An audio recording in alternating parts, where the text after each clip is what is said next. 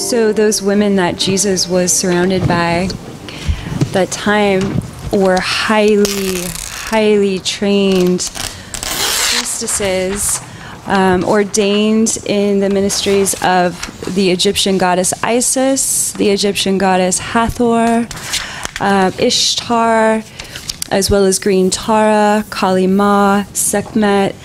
These were priestesses that traveled across the world. The Essene lineage, sponsored by Joseph of Arimathea, had the financial power to actually, these women had the power to travel across the world to sacred sites to receive their training to support Jesus, as well as Mary Magdalene in their conjoined divine purpose ministry.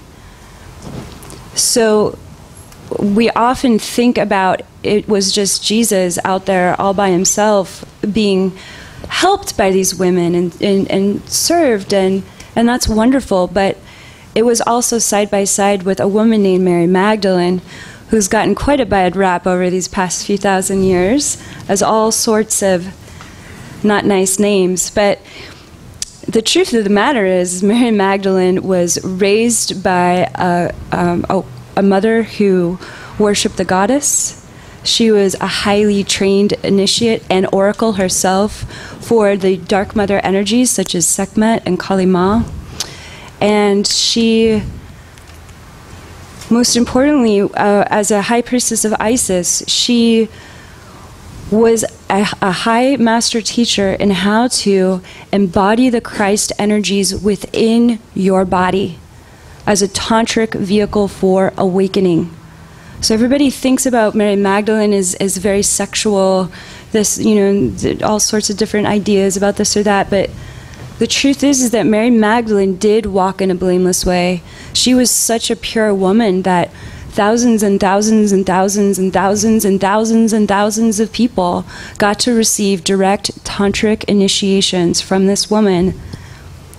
Ordained, by the side of Jesus. They did this together. At one point, it's talked about where Christ, and again, these, when we talk about religion, it kind of sometimes is like a nail against the wall, or scratching a chalkboard for some people. This is historical figures that have been written about, and this story doesn't need to have names. They don't necessarily need to have credit.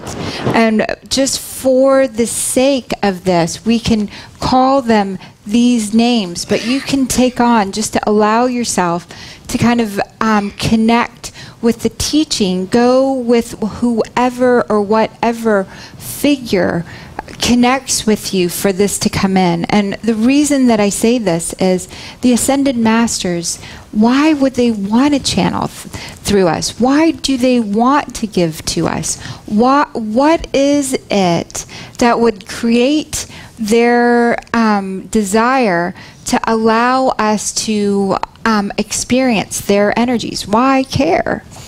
And part of that is this level of great, profound love. Mm-hmm. When you find yourself really, truly go into and experience oneness, you go into this space and it's together.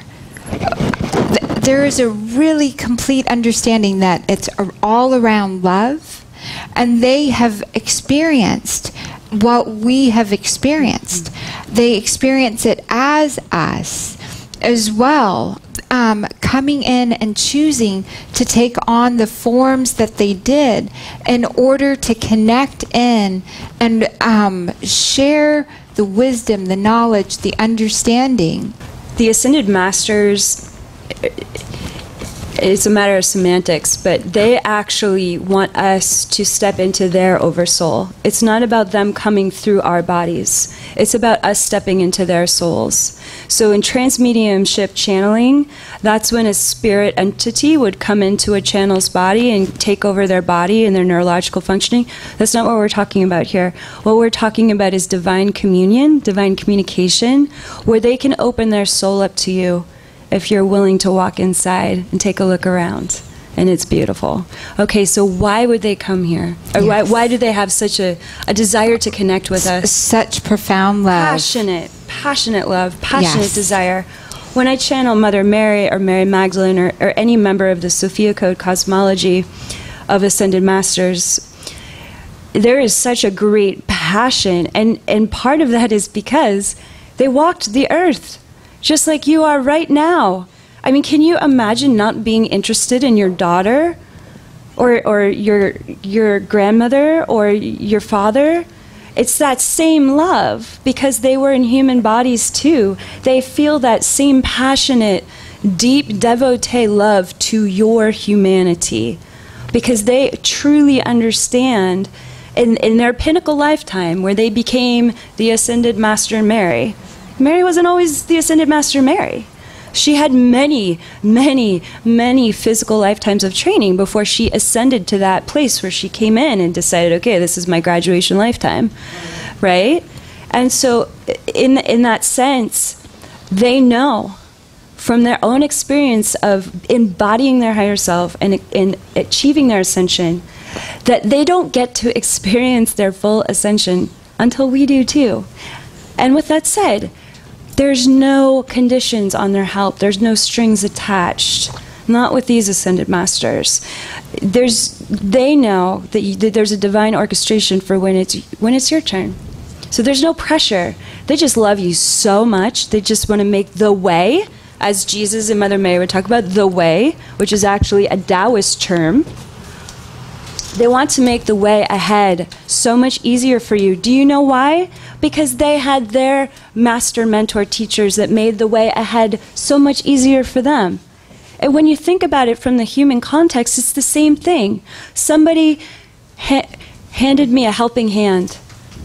How much does that profoundly affect you to want to do the same thing for somebody who's coming up behind you? It's really that simple, and it's also really that profound. It shows that we are truly all in this together.